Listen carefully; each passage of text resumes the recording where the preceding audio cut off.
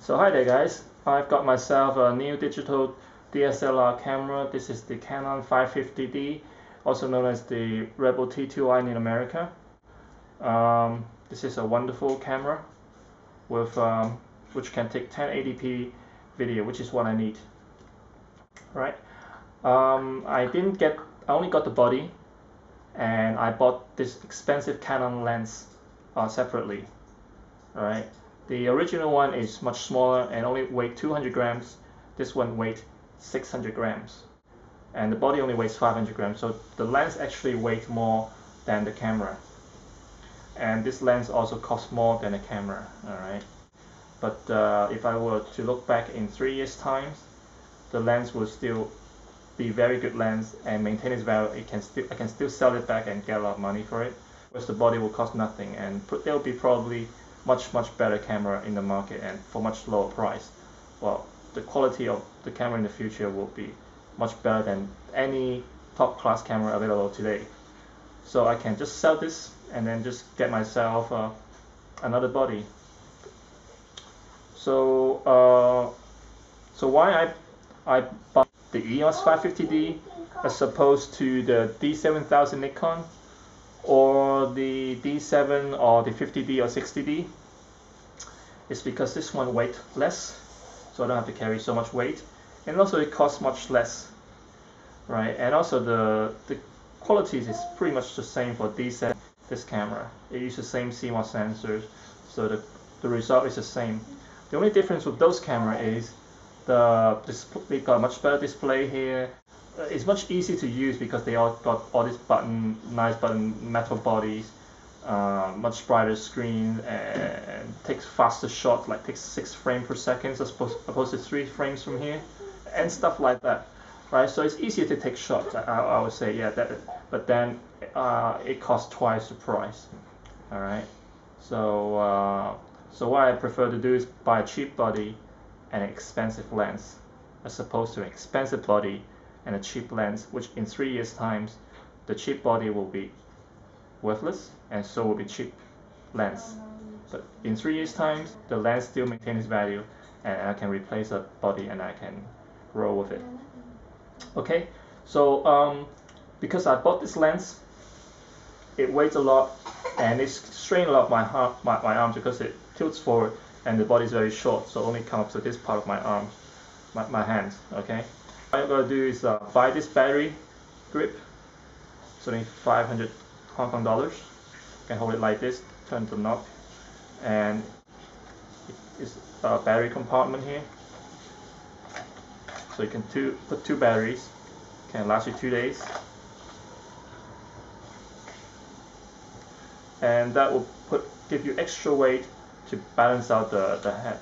Now you can hold it with one hand, and this strap here will let you, don't have to worry so much about dropping the camera, and so your fingers will be much easier.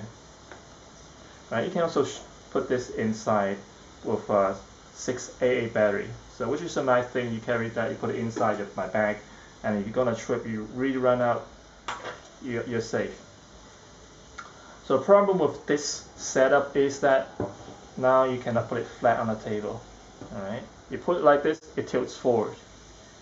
You put it on the side, and it covers up the HDMI port and stuff. Right, so if you want to put it next to a computer and plug it in, you cannot. Alright, so what you're going to do is put it like that. So it's not the best location. So while I'm on the HDMI port, I also got myself a mini HDMI cable and link it up to my high def TV.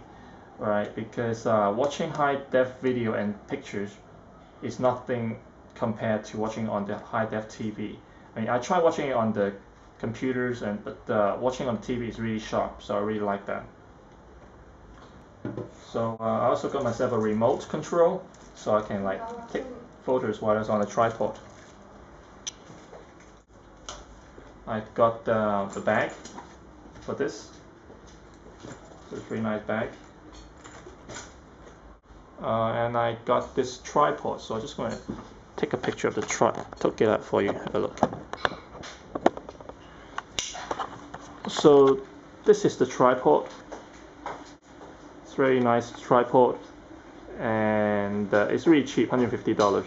You can just, it's really sturdy, and you can just put it inside. It comes with this bag, so if you shrink it, you can just, it's really light, you can just put it on the bag here and then take it with you to take pictures. Alright, let's put this back. So you can see it's really easy to take. Put this back inside. Alright, so just let you know that I've got the iPad, so the autofocus can go from here inside instantly. It's really nice, and I'm really glad I got the 64GB one. Well, that's the only one available in the when it was launched. But I'm really happy I didn't get a 60GB, otherwise I wouldn't be able to put all the pictures inside. So one thing to note is that the movie there is, you cannot watch it directly, whereas with my Panasonic FZ35 I can watch the video directly from photos. So I guess you got to jailbreak it.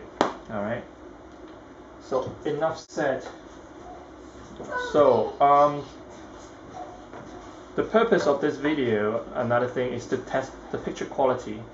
And the reason why I buy this expensive DSLR is so that I can take video at night indoor of this robot. Alright, so what I'm going to be doing is I will try this with the iPhone and this camera, and with the camera you're watching now, my FZ35 Panasonic, to take a video of this camera to take a video of that robot. Alright, so then you can compare to different quality of the pictures. You can see the light is on, so I'm going to do two tests. One is with the light on and one with the light off.